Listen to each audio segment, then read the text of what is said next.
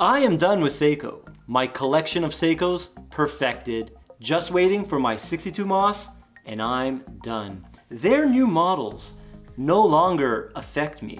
When I see them, I no longer have that urge to buy them. So I have risen above, and you may all have my permission to feel envy. All right, so what are we reviewing today? This thing. What's that? The new marinemaster 200. Okay. Get me my visa. They're all maxed. What?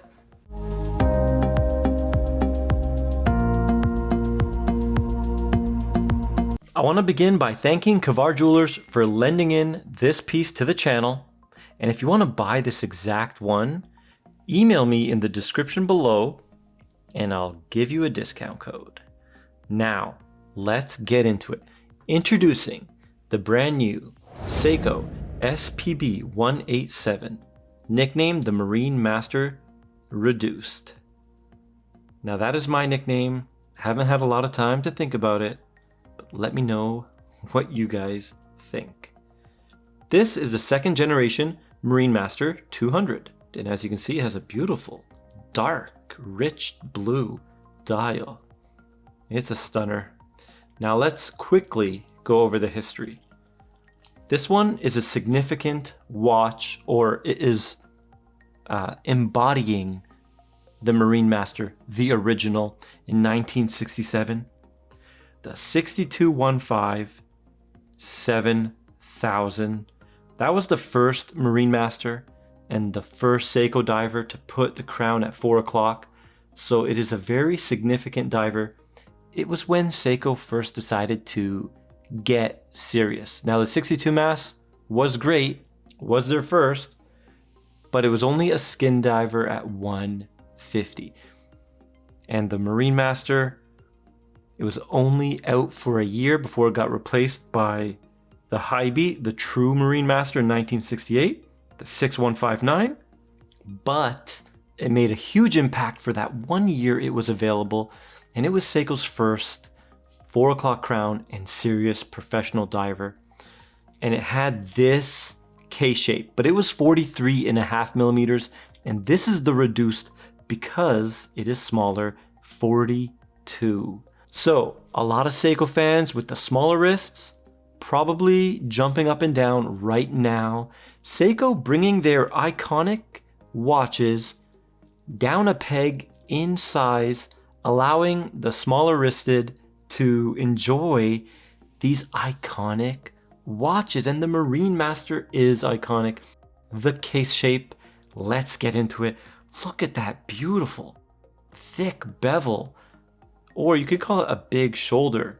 It goes all the way across and it looks like a Zaratsu polishing. It's a beautiful mirror finish.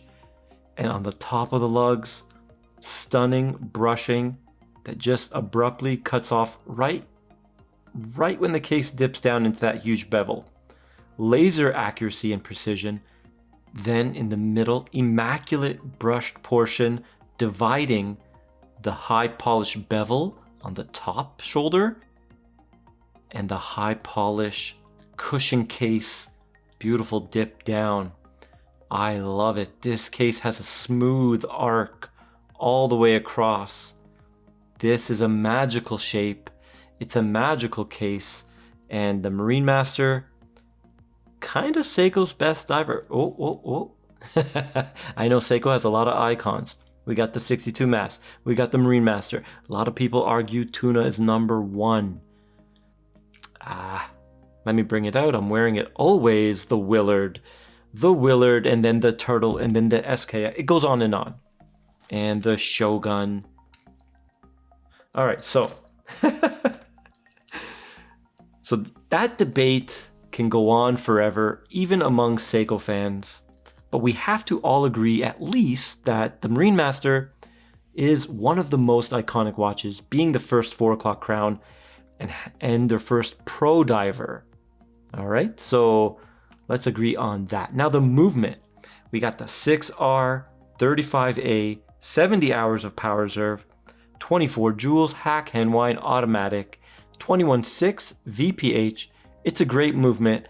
Now, on this watch, I've wore it basically for a month and it's 0.0 seconds a day average. Non-regulated by me. I did not regulate this one.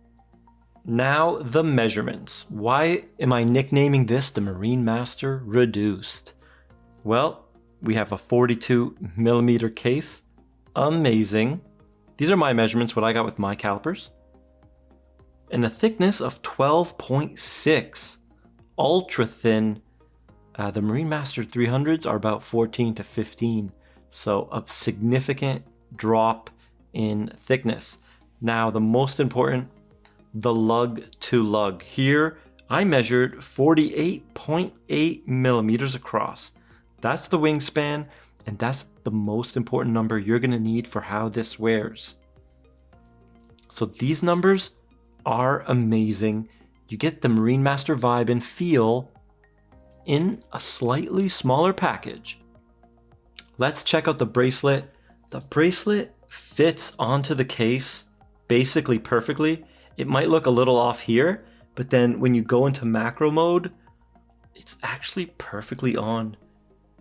It just hits the tip right at the edge. It's a pretty well-fitting end link. Maybe a little bit of play if you push really hard. The bracelet is all solid milled. Very similar to the Willard and the new 63 mass. All milled out. Solid end links, and then it's push pins. Sorry, no, it's not push pins. It's pins and collars, and you have a dive extension right there. You just pull it down. I'm not gonna do it. It's too stiff and new. You got 4 micro adjusts. Very nice. The bracelet is very similar to the last generation Marine Master 200s. It has that straight edge oyster. And look at my Willard. It's got the rounded, see the rounded oyster look? Everything is round. Each link has a curvature. This one has a flat center mid link and then a high polished chamfer. All right, so basically the same as the old Marine Master 200 bracelet with the updated thicker fold over. And that's about it. So it's a great bracelet. It's not the best bracelet I've seen, but it's a good quality bracelet. There you go. Now let's check out the bezel and the bezel insert. This one is ceramic and you have lume at a 12 o'clock pip. Turns pretty good. A little bit different than the Willard and the 63 mass. I don't know if it's just too new, but can you guys hear that? A little more clicky and a little more tactile. Yeah, interesting. I'm sure it's the same mechanism. I don't know why it feels a little different. So, maybe I'll open one of these up. Let's see if they change the spring. So that, let me see.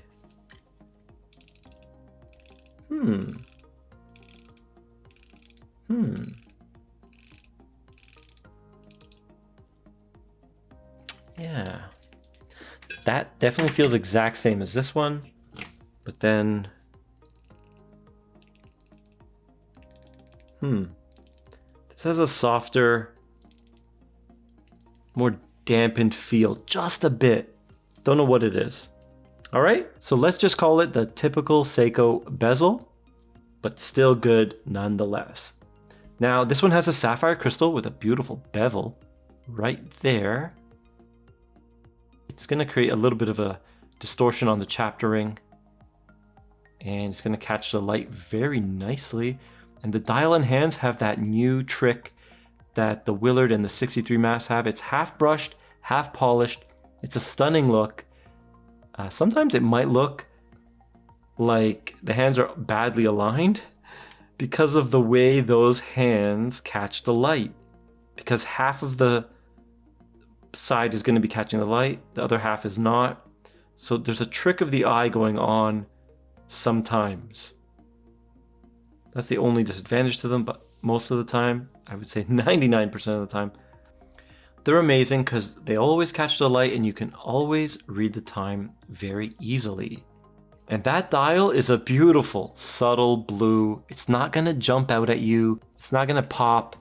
It's just gonna be there and be subtle and be classy.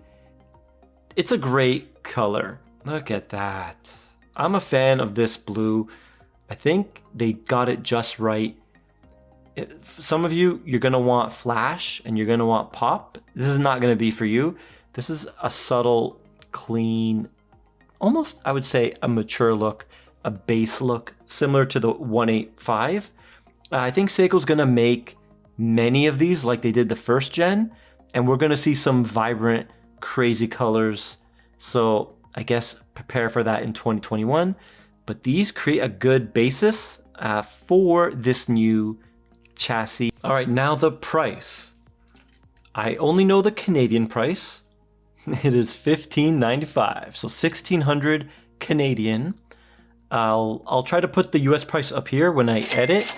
Probably, I don't know, 1,200 to 1,300. Gonna be roughly around there. I'll put it right up here. So definitely Seiko moving up market with their price, and their quality control lagging behind a little bit, but with this one, it's pretty good. So I see them improving. So not bad. Now let's compare it with, wait, why would we compare it with the same watch? I don't know, let's compare it with the new Shogun. All right, look at that. Cool. Man, this thing is lightweight. Titanium's awesome. Oh man, love the titanium. Look at that, guys.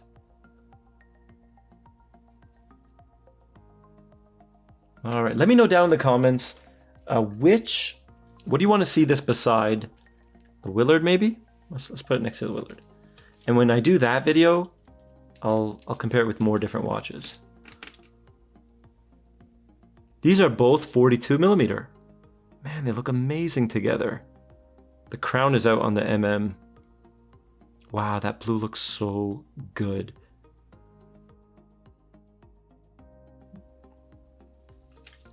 What? All right, let's check it on the wrist. I have a 6.5-inch wrist, and Marine Masters wear amazing. This is the perfect size.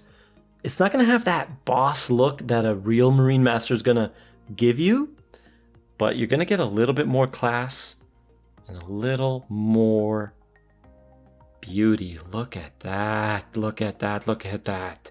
This thing, man, ultra slim at 12.5. Flat crystal, the way I like them is flat. And that shoulder, high polish, reflecting the light, amazing. This watch is beautiful. If you're a Seiko fan, you should be doing backflips right now. This is an amazing new diver from Seiko. Let's do the weight. Now these tags might be annoying. Got them. Ooh, 186. Is there something wrong? No, 186. Okay. Man, that's heavy. That's a heavy one. I like to be under 180, but remember, this is no links removed. I usually remove 4. So there you go. So if you like the heft and the weight, this one's going to be perfect for you. Screw down crown, a little play, little bit, very little, and it screws down nicely even with gloves. Okay guys, let's check it out. This is a new watch, but we're gonna see it. All right, 53, angle of attack. Let's go.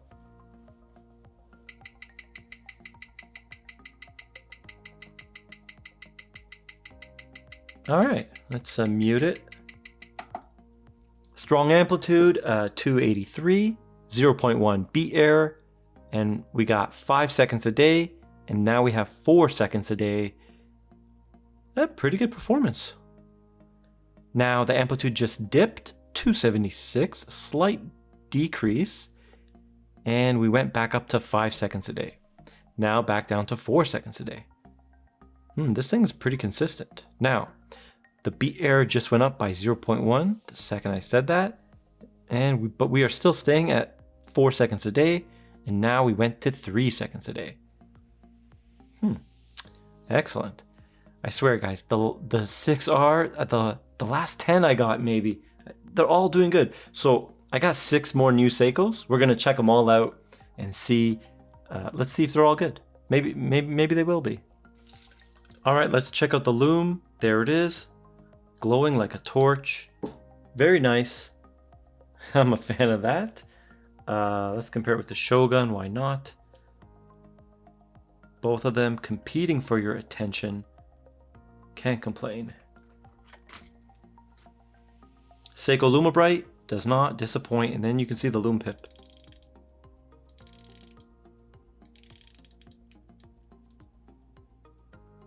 There. We got it at the 6. Now let's check out the half lighting. All right, guys, here it is under some half lighting, and that blue is absolutely gorgeous. I'm a big fan of this watch. I'm happy Seiko is downsizing their icons, and very thankful for that. If you wanted a Marine Master but it was too big for you, you now have the answer. I would pick this up for small to medium sized wrist, perfect. If you have a bigger wrist, go for the real Marine Master, the big one. It's definitely a cut above and a little bit, I'm not gonna say a little bit, a lot more impressive. It's just, I don't know what Seiko does. I'm still trying to figure it out with their high-end watches. They do stun and they do amaze. This one, still great, still amazing, but just don't think it's a Marine Master replacement. It's not, all right? Okay, but it's still a great watch. If you like this video, please like, share, and subscribe, and I'll see you in the next one.